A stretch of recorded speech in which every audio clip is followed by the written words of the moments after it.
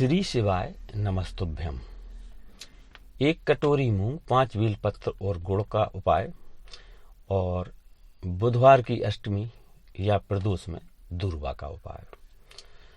साथियों, भगवान भोलेनाथ गणेश जी से कहते हैं कि हे गणेश, ये दूर्वा बुधवार की अष्टमी तिथि के दिन, जो एक बार वैशाख मास की अष्टमी आ रही है, उस दिन अर्पित करें। अनलासुर को गणेश जी ने निगल लिया तो उधर जलने लगा। तपन इतनी होने लगी तो भगवान भोलेनाथ जी के पास आए और बताया। भगवान भोलेनाथ ने कश्यप ऋषि की ओर देखा। कश्यप ऋषि गए और दूर्वा तोड़कर लाए और गणेश जी को दी। गणेश जी दूर्वा चबाने लगे और भगवान भोलेनाथ की प्रसादी पाकर अनलासुर तृप्त हो गया। गणेश जी ने कश्यप ऋषि से कहा कि सुनो बाबा, आपने मुझे ये दूर्वा समर्पित की है।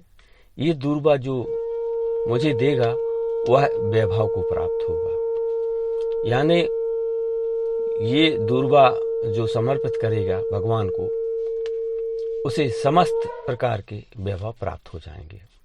ये दूर्वा जो मुझे समर्पित करेगा, उसके जीवन में रोग हटेगा। शंकर भगवान कहते हैं कि गणेश जी ने दूर्वा बुधवार के दिन अष्टमी तिथि की जो इस बार पड़ रही है, भगवान को समर्पित करें। दूर्वा का अलग अलग महत्व है। जैसे कुएं के पास जो सफेद दूर्वा होती है, यदि 41 दूर्वा बुधवार के दिन गणेश जी को समर्पित करके फिर वापस उठाकर खाली पेट चबा चबा कर खाने और उसके आधा घंटे बाद जल पीने से पेट से संबंधित जितनी भी बीमारियां होती हैं वह समाप्त हो जाती हैं। ये उपाय सिर्फ 5 बुधवार करना है। इसके करने से पेट से संबंधित जितनी भी बीमारियां हैं वह सारी समाप्त हो जाती हैं। ये शिव पुराण का अनुसार यदि बुधवार के दिन अष्टमी पड़ जाए तो ऐसी कोई भी बीमारी नहीं है जिसका इलाज ना हो सके। एक कटोरी हरा मूंग यानी खड़ा मूंग एक कटोरी में भरो और उस एक गुड़ की डली रखो और 5 बेलपत्र रखो। जिस किसी भी व्यक्ति को बड़ी बीमारी है, जैसे कैंसर है, लीवर है या किडनी जैसी कोई बड़ी बीमारी हो, या श्वास या दमा की बीमारी है, उस कटोरी को दाहिने हाथ में लेकर 21 बार उस व्यक्ति का उतारा करो जिसको ये बड़ी बीमारी है। और 21 बार उतारा करने के बाद किसी भी गणेश मंदिर में जाकर गणेश जी के सामने उनके दाहिने की हाथ की तरफ, यानी गणेश जी आपका बायां हाथ होगा और उनका दाहिना हाथ, तो गणेश जी के दाएं हाथ की तरफ उस कटोरी को जमीन पर रख दें। इससे रोग बीमारी समाप्त होना और हो जाएगी और दूसरे हफ्ते से ही इसका असर दिखना शुरू हो जाएगा। ये इतना रामबाण उपाय है कि बहुत जल्द इसका परिणाम आपको 3-4 दिन के बाद ही दिखना शुरू हो जाएगा। अब बुधवार के दिन यदि शिव जी को 1 लोटा जल चढ़ाया जाता है तो जिन बच्चों की विवाह में देरी हो रही है, उन बच्चों का विवाह हो जाता है। जिनका विवाह होता ही नहीं है, उनका भी नंबर लग जाता है।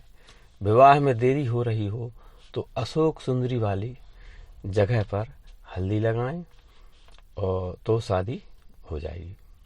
बुधवार के दिन पीपल को हल्दी लगाओ और पीपल के नीचे अपने हाथ में हल्दी लगाएं। बुधवार की अष्टमी या फिर प्रदोष काल का दिन हो तो ये आप प्रयोग करें। जिनका मंगल विवाह नहीं हो रहा है तो इस उपाय से उनकी शादी हो जाएगी। कैसा भी आप चाहते हो, यानी जैसा लड़का या लड़की आप चाहते हैं, जैसा आप परिवार चाहते हैं, तो वह आप शिव जी से बोलें और शिव जी आपकी बात जरूर सुनेंगे। साथियों, यह उपाय शिव पुराण में वर्णित है और यह शिव पुराण का उपाय और बिल्कुल सॉलिड उपाय है। इसके करने से अवश्य ही व्यक्ति का काम बन जाता है, शादी हो जाती है और मंगल विवाह हो जाता है।